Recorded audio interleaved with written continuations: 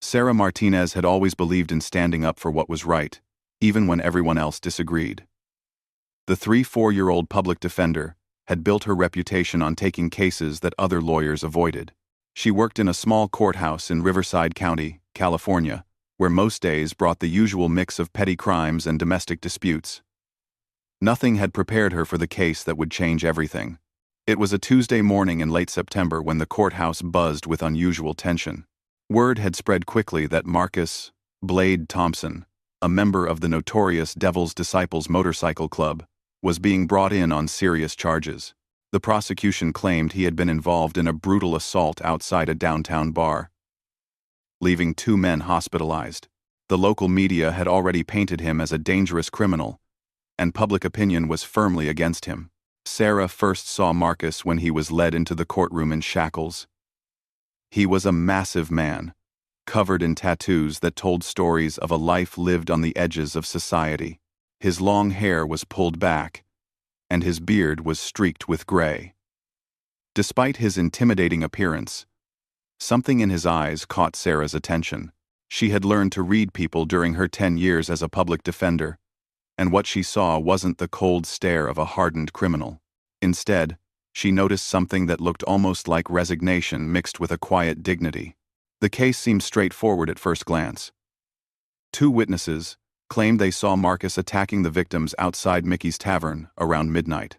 Security camera footage was grainy and inconclusive, but it showed a figure matching Marcus's build near the scene. The prosecution was confident they had an easy conviction. Marcus had been assigned a court-appointed attorney who seemed more interested in negotiating a quick plea deal than actually defending his client. Sarah wasn't originally assigned to the case, but she happened to be in the courtroom when Marcus's lawyer announced he was withdrawing due to a conflict of interest. The judge looked around the room, searching for someone to take over the defense.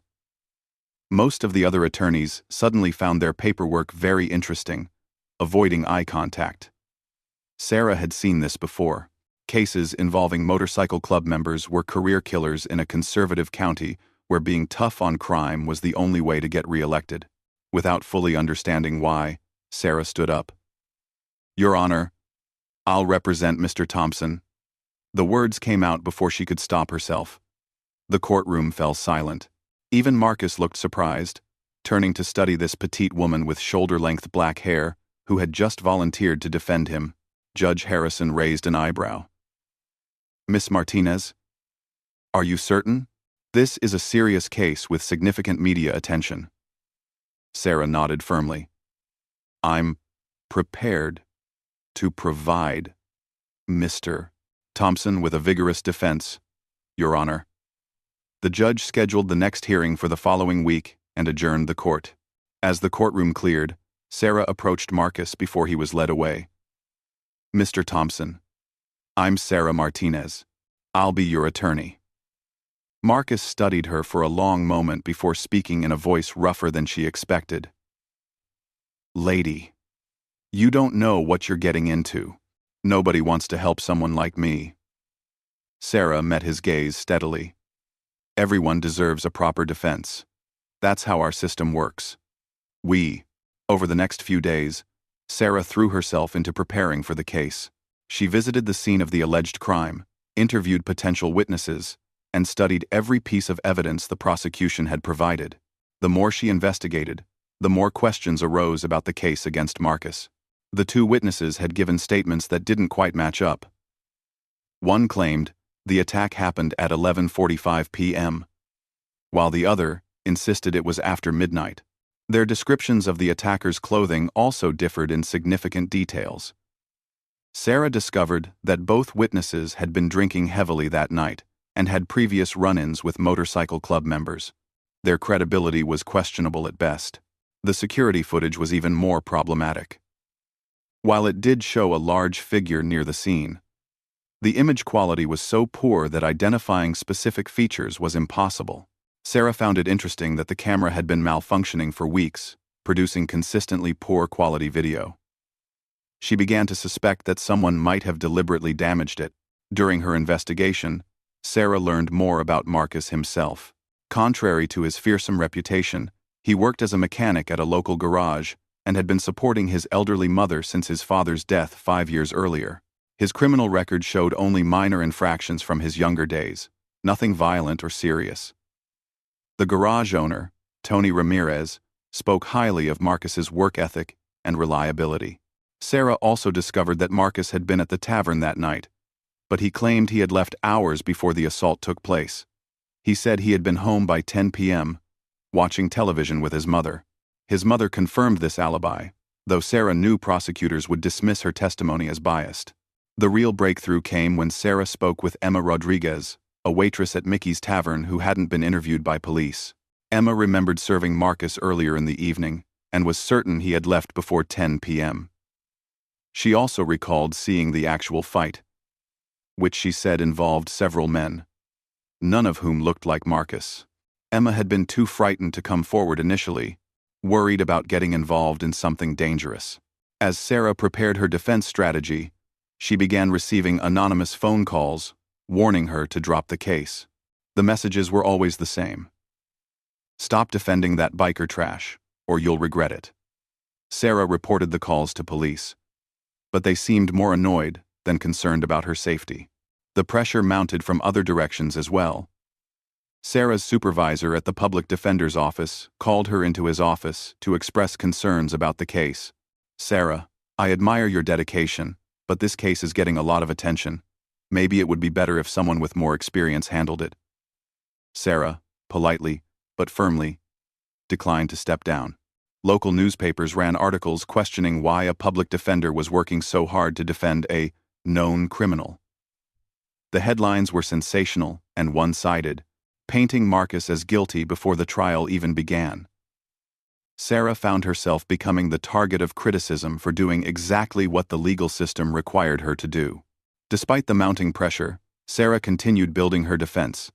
She hired a video expert to enhance the security footage and consulted with timeline specialists to reconstruct the events of that night. Every piece of evidence she uncovered supported Marcus's claim of innocence. The night before the preliminary hearing, Sarah stayed late at her office, reviewing her notes one final time. She was determined to give Marcus the best defense possible, regardless of what anyone else thought. As she gathered her papers to leave, she noticed a black motorcycle parked outside the courthouse. The rider was nowhere to be seen, but Sarah felt a chill of unease as she walked to her car. The next morning, the courthouse was packed with reporters, curious onlookers, and several members of the Devil's Disciples Motorcycle Club. Sarah had never seen so many leather jackets and bandanas in one place. The bikers sat quietly in the back rows, their presence adding an electric tension to the already charged atmosphere. The preliminary hearing went better than Sarah had hoped. She methodically dismantled the prosecution's case, highlighting the inconsistencies in witness testimony and the poor quality of the physical evidence. Emma Rodriguez proved to be a compelling witness, clearly and confidently describing what she had seen that night. Most importantly, Sarah introduced evidence that the prosecution had overlooked. Video footage from a gas station 2 blocks away showed Marcus purchasing cigarettes at 9:47 p.m. The timestamp was clear and indisputable. Given the timeline established by other evidence, it would have been impossible for Marcus to return to the tavern in time to commit the assault. The prosecution looked rattled as their case began falling apart. The lead prosecutor, David Chen, requested additional time to review the new evidence. Judge Harrison granted the request, but warned that he expected the case to proceed quickly. As the hearing concluded, Marcus turned to Sarah with something approaching amazement in his eyes. "I can't believe you actually did it," he said quietly. "Nobody's ever fought for me like that before."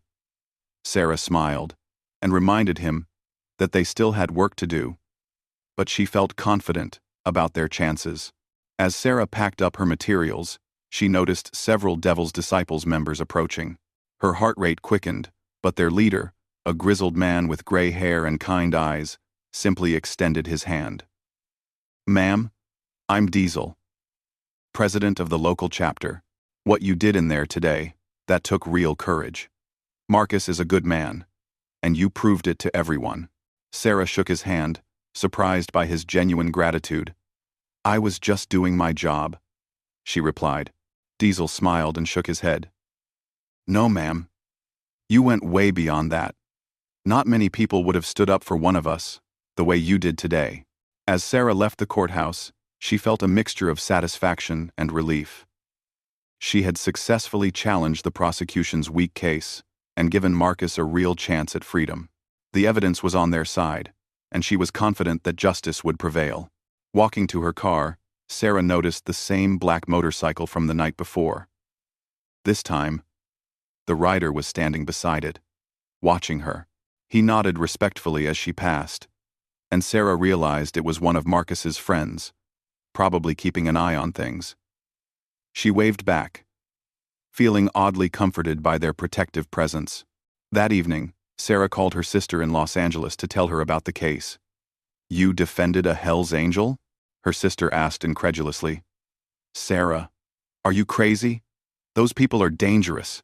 Sarah explained that Marcus seemed like a decent person who had been wrongly accused, and that everyone deserved proper legal representation. As she prepared for bed that night, Sarah felt proud of the work she had done. She had stood up to pressure from her colleagues, the media, and anonymous threats to ensure that Marcus received fair treatment under the law. Tomorrow would bring new challenges, but she was ready to face them. Little did Sarah know that her actions in that courtroom had set in motion events that would test her courage in ways she never imagined. The Devil's Disciples Motorcycle Club operated by their own code of honor, and Sarah's defense of Marcus had earned her a respect that came with both privileges and responsibilities she couldn't yet understand. Sarah arrived at her office the next morning, expecting a normal day of case preparation. She had coffee in hand and was looking forward to building on the momentum from yesterday's successful hearing.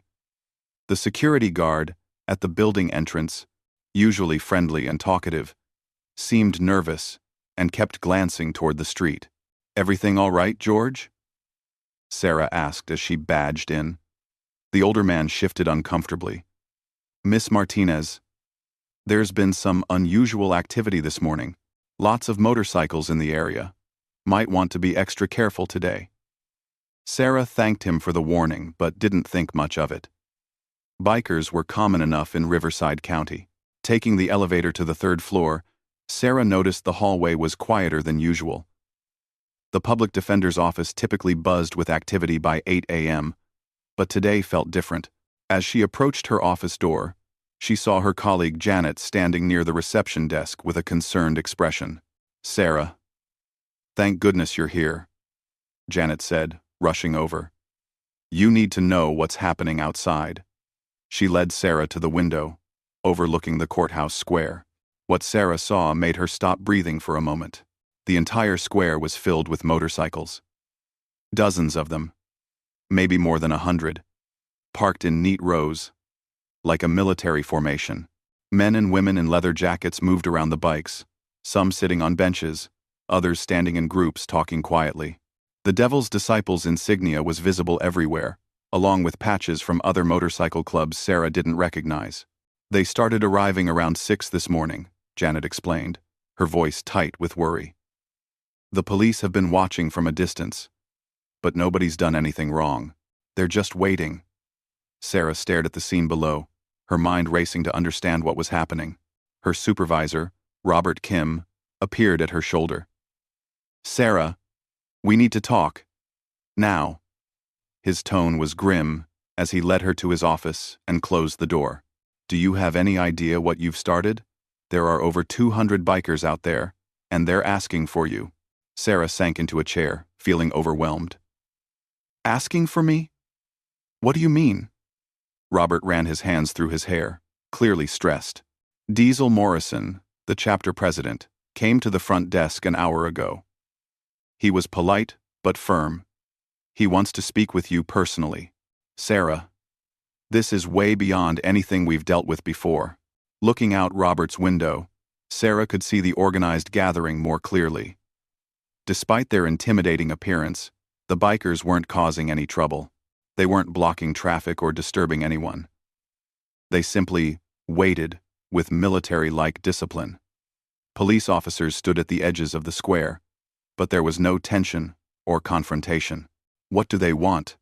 Sarah asked, though she was beginning to suspect the answer. Robert shook his head. Nobody knows for sure, but it has to be related to your defense of Marcus Thompson. Sarah, I'm recommending you take some time off until this situation resolves itself. Sarah stood up quickly. Absolutely not. I have a client who needs representation, and I'm not going to abandon him because his friends showed up to support him. Robert's expression showed both admiration and exasperation. Sarah, be reasonable. This could be dangerous. Before Robert could continue, the receptionist's voice came over the intercom. Mr. Kim, there's a Mr. Morrison here to see Miss Martinez. He says it's urgent. Sarah and Robert exchanged glances. Send him in, Sarah said, ignoring Robert's protests. Diesel Morrison entered the office with quiet confidence. He was shorter than Sarah expected, but carried himself with unmistakable authority.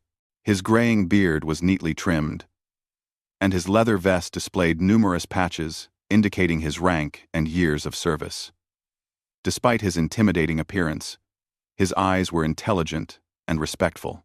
Miss Martinez, thank you for seeing me, Diesel said, removing his sunglasses. I apologize for the commotion outside, but what happened yesterday required a response from our community. Sarah gestured for him to sit down, her lawyer instincts overriding her nervousness. Mr. Morrison, I appreciate your support for Marcus, but this kind of gathering might hurt his case more than help it, Sarah said carefully. Diesel nodded thoughtfully. I understand your concern, ma'am, but you need to understand what your actions meant to us. Diesel leaned forward, choosing his words carefully. Marcus Thompson has been a member of our brotherhood for 15 years. He's never caused trouble, never hurt anyone, and he's helped more people than you can imagine. When he was arrested, most people just assumed he was guilty because of what he wears and who he rides with. Sarah listened intently as Diesel continued. But you, Miss Martinez, you looked past all that. You saw Marcus as a human being who deserved justice. In our world, loyalty like that doesn't go unnoticed or unrewarded. The weight of his words settled over the room like a heavy blanket. What you did yesterday was more than just legal representation, Diesel explained. You stood up to a system that was ready to railroad one of our own. You proved that sometimes, just sometimes, the truth matters more than prejudice. Sarah began to understand the gravity of the situation she had unknowingly entered. Robert, who had been silent during this exchange, finally spoke up. Mr. Morrison, while we appreciate your gratitude, this kind of show of force is inappropriate and potentially dangerous. Diesel turned to him with a steady gaze. Sir, with respect, we're not here to intimidate anyone. We're here to show support for someone who showed courage when it mattered. Diesel stood and walked to the window, looking down at his assembled brothers and sisters. Every person down there has a story about being judged unfairly because of how they look or what they ride. Most of the time, we just accept it and move on. But when someone like Miss Martinez stands up for what's right, it gives us hope that the system might actually work sometimes. Sarah joined him at the window. Mr. Morrison, I understand your gratitude, but I'm concerned about how this looks. The media is already painting Marcus as guilty. Having hundreds of bikers gathered here might reinforce negative stereotypes. Diesel nodded slowly. You make a fair point, ma'am, but sometimes standing up for what's right requires taking risks. As if summoned by their conversation, a news van pulled up to the edge of the square. A reporter and cameraman got out, immediately drawn to the dramatic scene. Sarah watched with growing concern as more media vehicles arrived within minutes. This is exactly what I was worried about, Sarah said. Diesel studied the gathering reporters with a calculating expression. Miss Martinez, may I make a suggestion? Let me address the media. Our community rarely gets to speak for itself. Maybe it's time people heard our side of the story. Robert looked alarmed. I don't think that's wise. This situation is already attracting too much attention. But Sarah was intrigued by Diesel's proposal. "What would you say to them?" she asked. Diesel straightened his vest and checked his appearance in the window's reflection. "I'd tell them the truth. That Marcus Thompson is a good man who's being railroaded by a system that judges people by their appearance. I'd tell them that you, Miss Martinez, are exactly the kind of lawyer our justice system needs more of." After a moment's consideration, Sarah made her decision. "All right, Mr. Morrison, but I want to be there with you. If we're going to do this, we should present a united front." Robert looked like he wanted to object, but Sarah's mind was made up. The impromptu press conference took place on the courthouse steps. Diesel stood behind a small cluster of microphones, while Sarah positioned herself slightly to his side. The gathered bikers formed a respectful semicircle behind them, their presence imposing but not threatening. "Ladies and gentlemen of the press," Diesel began, his voice carrying clearly across the square. "My name is Diesel Morrison, and I'm the president of the local Devil's Disciples chapter. We're here today to support our brother Marcus Thompson, and to thank Miss Sarah Martinez for her courage and integrity." The reporters leaned forward, clearly surprised by Diesel's articulate delivery and respectful tone. "Marcus Thompson is not the monster the prosecution wants you to believe he is. He's a mechanic, a son, a friend, and a man who has never hurt anyone." Miss Martinez saw past the stereotypes and prejudice to fight for the truth. One reporter called out, "Mr. Morrison, doesn't this kind of gathering intimidate witnesses and interfere with the legal process?" Diesel's response was measured and thoughtful. "Ma'am, we have every right to peacefully assemble and show support for our community members. We're not here to intimidate anyone. We're here to stand with someone who stood with us." Sarah stepped forward to address the crowd. "I want to be clear about something. Mr. Thompson's case will be decided on evidence and facts, not on public opinion or demonstrations. Everyone deserves competent legal representation, regardless of their background or associations." Another reporter shouted, "Miss Martinez, are you concerned about your safety after taking this case?" Sarah's response surprised everyone, including herself. "The only people who have threatened me are anonymous cowards hiding behind phone calls. These people," she gestured toward the bikers, "have shown nothing but respect and gratitude." The press conference lasted about 20 minutes, with Diesel and Sarah fielding questions about the case, the motorcycle community, and the importance of fair legal representation. When it ended, the media had a very different story than they had expected to find. As the reporters packed up their equipment, Diesel turned to Sarah. "Thank you for standing with us up there. That took real courage." Sarah smiled, feeling a strange sense of camaraderie with this unlikely ally. "Thank you for helping me tell the truth about Marcus." Gradually, the bikers began leaving the courthouse square. They departed in small groups, maintaining the same discipline and order they had shown all morning. Within 2 hours, the square was empty except for a few cigarette butts and the faint smell of motorcycle exhaust.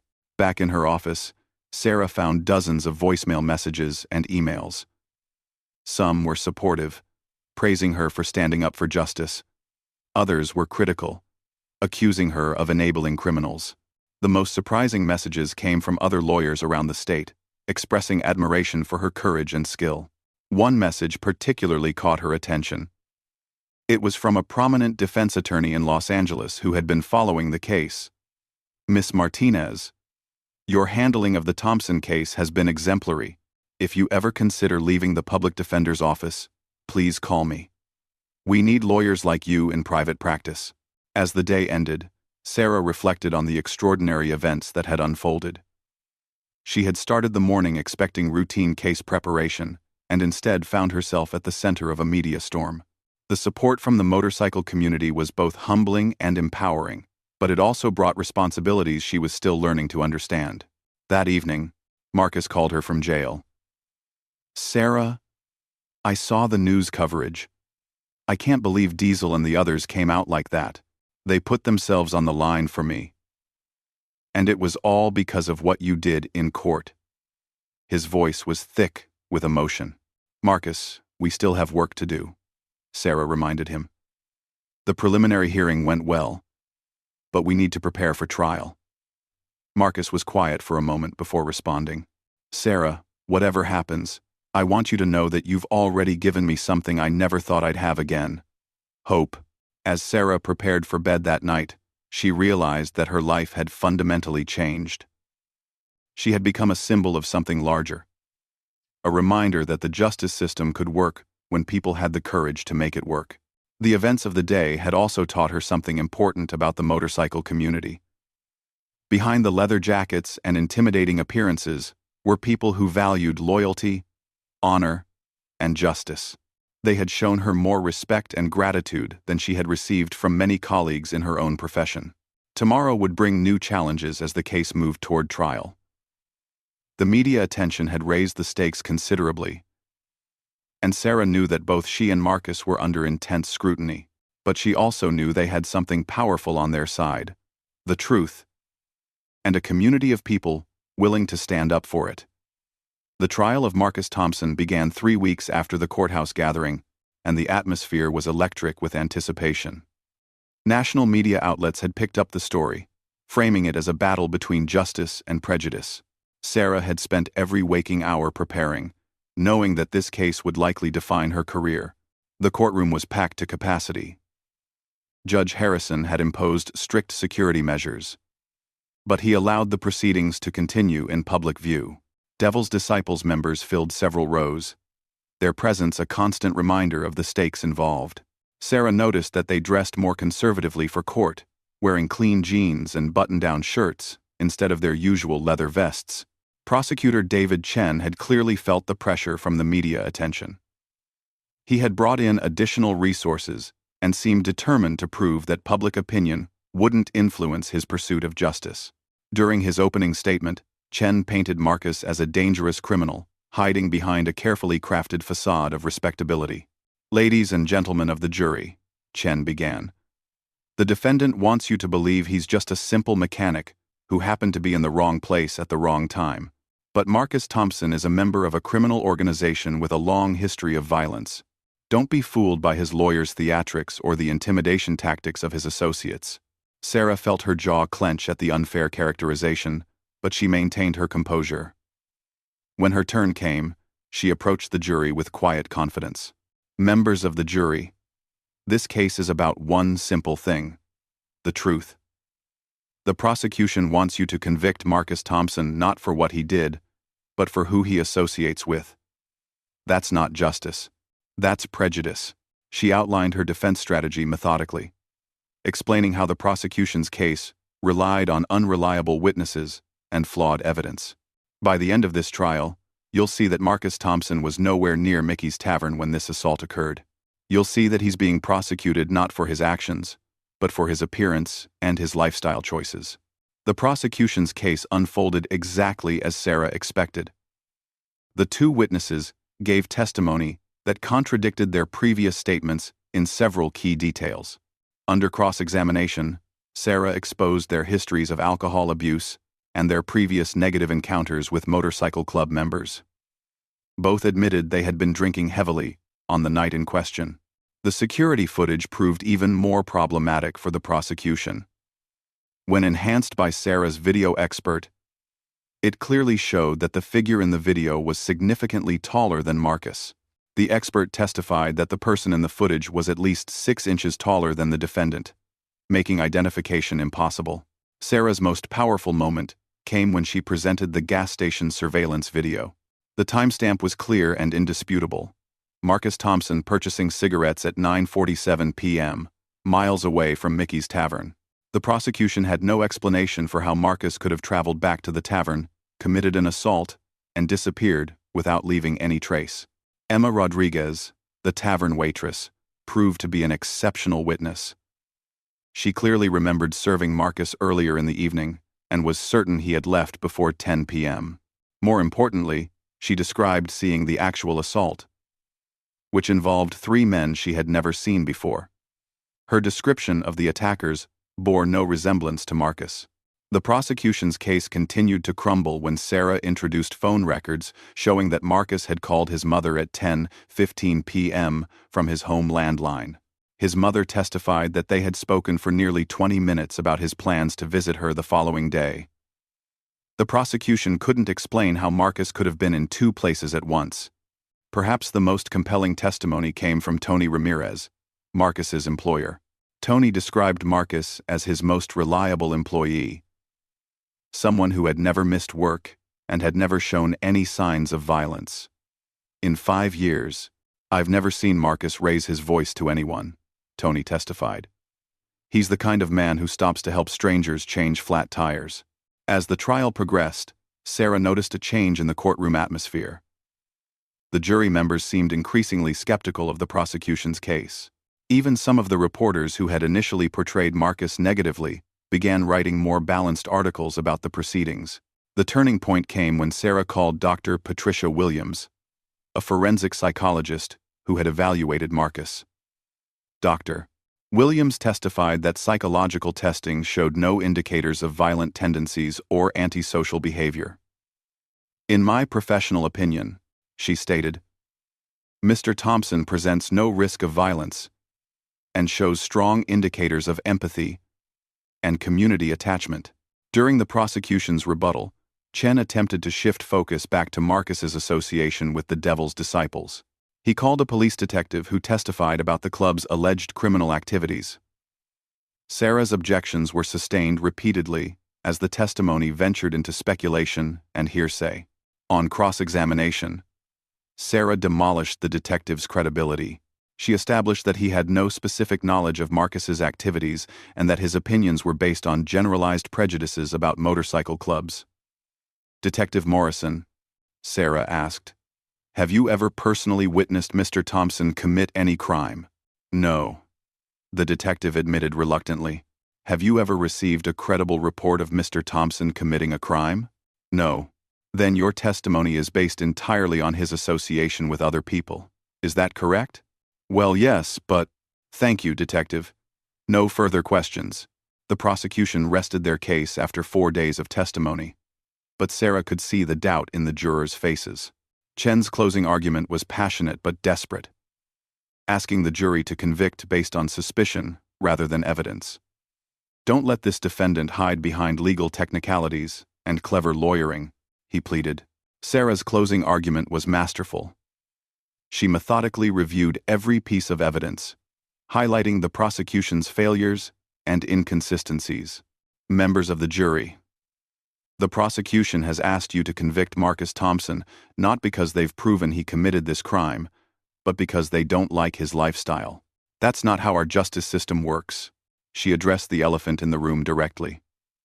Yes, Marcus Thompson is a member of a motorcycle club. Yes, he looks different from some of us, but our Constitution guarantees equal justice under law, not justice based on appearance or association. The evidence clearly shows that Marcus Thompson is innocent of these charges. The jury deliberated for 6 hours before reaching their verdict. When they filed back into the courtroom, Sarah could see the answer in their faces before the foreman spoke. We, the jury, find the defendant, Marcus Thompson, not guilty on all charges. The courtroom erupted in cheers from the Devil's Disciples section. Marcus turned to Sarah with tears in his eyes, embracing her in a bear hug that lifted her off the ground. Thank you, he whispered. Thank you for believing in me. Judge Harrison banged his gavel for order. But even he seemed relieved by the verdict. Mr. Thompson, you're free to go. Miss Martinez, that was excellent work. The judge's praise meant everything to Sarah, coming from someone she deeply respected. Outside the courthouse, Sarah was surrounded by reporters seeking her reaction to the victory. This case was never about motorcycle clubs or lifestyle choices, she told them. It was about ensuring that every person, regardless of their background, receives fair treatment under the law. Today, justice prevailed. Diesel Morrison approached Sarah after the media scrum ended. Miss Martinez, our community owes you a debt we can never repay. You didn't just save Marcus from prison. You proved that sometimes the system works the way it's supposed to." The celebration at Tony's garage that evening was unlike anything Sarah had ever experienced. Dozens of Devil's Disciples members gathered to thank her and welcome Marcus back. Despite their intimidating appearance, Sarah found them to be some of the most loyal and honorable people she had ever met. Marcus pulled Sarah aside during the party. "I know this case cost you a lot," he said seriously. "The stress, the threats, the media attention. I want you to know that it meant everything to me, and I'll never forget it." Sarah smiled and reminded him that ensuring justice was exactly what she had signed up for when she became a lawyer. The victory brought unexpected opportunities for Sarah. Several high-profile defense attorneys offered her positions at prestigious law firms. A publisher approached her about writing a book about the case. Legal commentators praised her courtroom skills and her courage in taking on a difficult case. More importantly, the case changed how Sarah viewed her role as a public defender. She realized that sometimes the most important cases were the ones everyone else wanted to avoid. The clients who needed her most were often the ones society had already judged and dismissed. 3 months after the trial, Sarah received a letter that moved her to tears. It was from Marcus's elderly mother, thanking her for saving her son's life and future. "You gave me back my boy." The letter read, "I pray for you every night and ask God to bless you for your kindness." The case also had a broader impact on the local legal community. Several prosecutors began reviewing cases involving defendants with alternative lifestyles, looking for signs of bias in their decision-making. Defense attorneys started taking more motorcycle club cases, inspired by Sarah's example. 18. Sarah's relationship with the Devil's Disciples evolved into something unexpected. Genuine friendship. She attended their charity rides and community events, learning about their efforts to help veterans, support local families in need, and maintain safety on the roads. The stereotypes she had unconsciously held melted away as she got to know them as individuals. A year later, Sarah opened her own practice specializing in defending clients who faced discrimination based on their appearance, lifestyle, or associations. Her first major case involved defending a young woman with extensive tattoos who had been wrongfully terminated from her job. The Devil's Disciples provided both moral support and financial assistance for the legal fight. Marcus Thompson became more than a former client. He became a friend and occasionally helped with investigations on Sarah's cases. His mechanical skills proved useful in accident reconstruction cases, and his connections in the motorcycle community provided valuable information for other defense cases. The case that had started with a simple decision to stand up for justice had transformed into something much larger. Sarah had discovered that courage was contagious, that standing up for one person could inspire others to fight for what's right. The legal victory was important, but the relationships and principles she had discovered were invaluable. Looking back on that decisive moment when she volunteered to defend Marcus Thompson, Sarah realized it had been the most important decision of her career. Not because of the media attention or professional opportunities it created, but because it had taught her who she really wanted to be, as a lawyer and as a person. The Devil's Disciples had shown her that brotherhood, loyalty, and honor weren't just abstract concepts but living principles that guided their daily lives. In return, she had shown them that the justice system, despite its flaws, could still protect those who society too quickly dismissed and condemned. Years later, when young lawyers asked Sarah for advice about difficult cases or unpopular clients, she always gave them the same counsel. Sometimes, the most important thing you can do is simply show up and fight for someone who has no one else fighting for them. That's when the law becomes more than just rules and procedures. That's when it becomes justice. The case of Marcus Thompson had ended with a not guilty verdict, but its real impact continued long afterward. It served as a reminder that prejudice and stereotypes have no place in a courtroom, and that sometimes the most unlikely alliances can produce the most powerful results in the pursuit of truth and justice.